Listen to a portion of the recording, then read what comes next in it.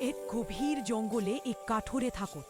নাম তার রামু। প্রতিদিন সে কুঠার নিয়ে গাছ কাটতে যেত। একদিন সে একটা বড় আম গাছের নিচে বসে কুঠার দিয়ে গাছ কাটছিল। হঠাৎ তার হাত ফসকে কুঠারটা গাছের উপর উঠে গেলে এবং একটা ডালে আটকে রই।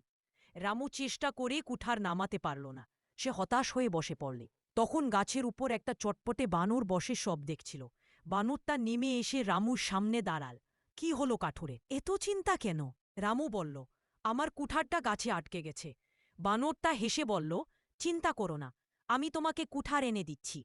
বানরটা লাফ দিয়ে গাছে উঠল, কিন্তু সে কুঠারটা নামাল না, বরং বলল, মূর্খ কাঠুরে, এটা এখন আমার।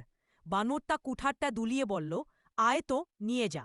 রামু বুঝল বানরের সঙ্গে বিশ্বাস করা যায় না। সে মাটি থেকে একটা পাথর তুলে ছুঁড়ে মারল। বানর ভয় পেয়ে কুঠার ফেলে দিয়ে পালিয়ে গেল। কুঠারটা নিচে পড়ল। রামু কুঠার তুলে নিয়ে হাসল।